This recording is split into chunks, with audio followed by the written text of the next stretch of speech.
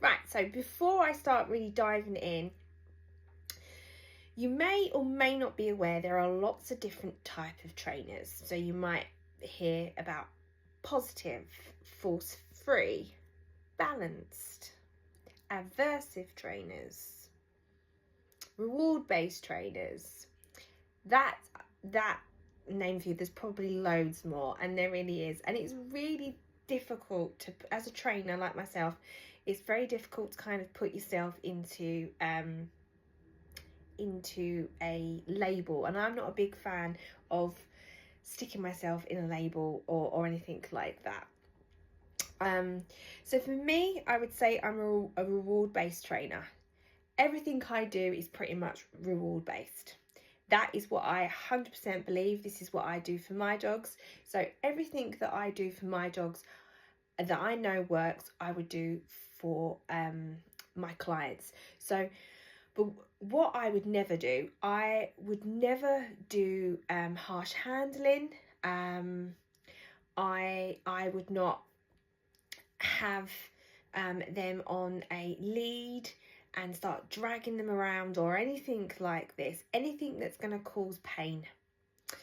I don't believe that is the right way. I'm not here to criticize other trainers. I'm not here to criticize other labels, methods, or whatever. But for me, I do not think that is a right way of going about things.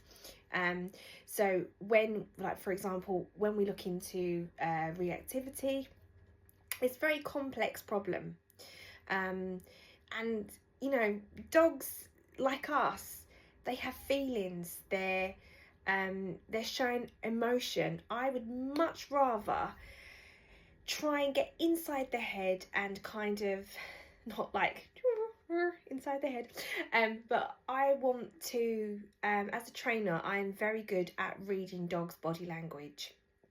And I know exactly when a dog is in distress, and I do not want to put a dog in any form of stress at all, if I can help it. So I do grooming. I'm a former vet nurse, so I have a nail clipping service, and obviously I train spaniels. Now, spaniels do not like harsh handling, so I think. So I'm going to give you a little bit of a story. So we got our family dog when I was 10 years old. We got a German Shepherd, and we did the whole go to classes and stuff like that. And they were actually saying to my mum, right, you need a choke chain. So we had a German Shepherd at the time, and they gave us suggested to use a choke chain. And my mum just wasn't comfortable with this. And I am seeing in my local area dogs, spaniels especially, that have got choke chains on. And I just think, right, so I'm going to tell you my age now. So I've just turned 39, so I'm going to be 40 next year. And bear in mind, I'm recording this in 2025.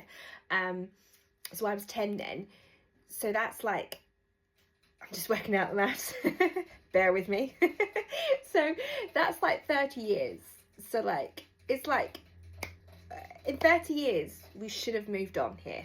We shouldn't be moving on now. You know, we've got science. We know that reward-based training works. You know, what gets rewarded gets repeated. Simple as that. You know, it might take longer, right? But I would much rather have a good relationship with my dog, because that's what reward-based training, I feel that reward-based training gives you a better relationship with your dog, because you haven't used any kind of harsh handling, aversive methods to do that, you know. So that's what I think. And for me, the relationship is forefront of everything. So if you want your dog to walk nicely on a loose lead walking, or if you want your dog to come to you, then reward-based training, for me, will help that relationship.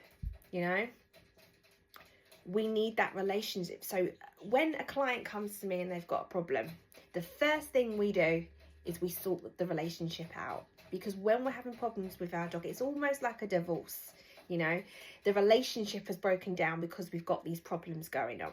So my job is to sort that relationship out. Then once we've sorted out the relationship, then we can focus on the recall, the loose lead walking. And that is how I kind of work, you know. And I just think it's pretty crap in this day and age that I am still seeing choke chains. I am still seeing dogs getting waved around on a lead, you know.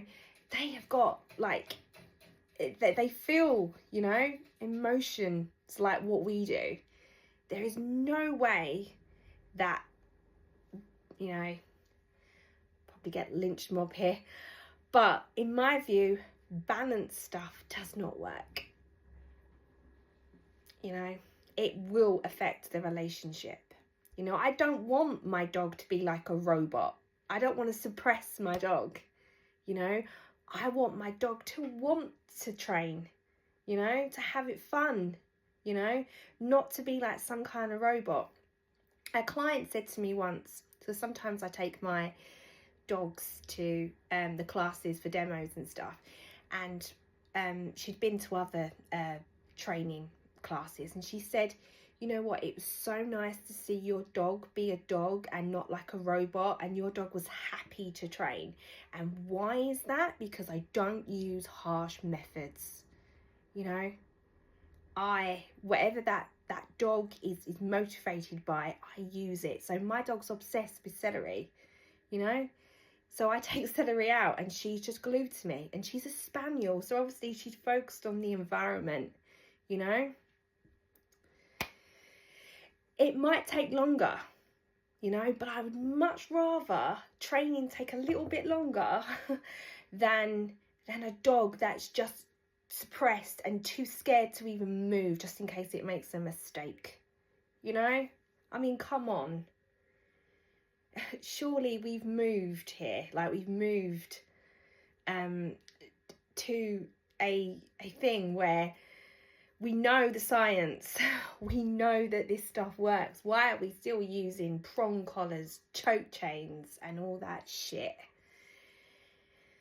Anyway, if you like the sound of my training, that's not gonna hurt and you know, damage your dog's trachea, you know, do seek help and guidance from me, a Spaniel trainer that actually has, I'm all for the dogs, that actually has your dog's feelings, and you know, your dogs are forefront of everything that I do. Anyway, enough from me. But if you've got any questions or anything, just hit me up and I'll be happy to answer them.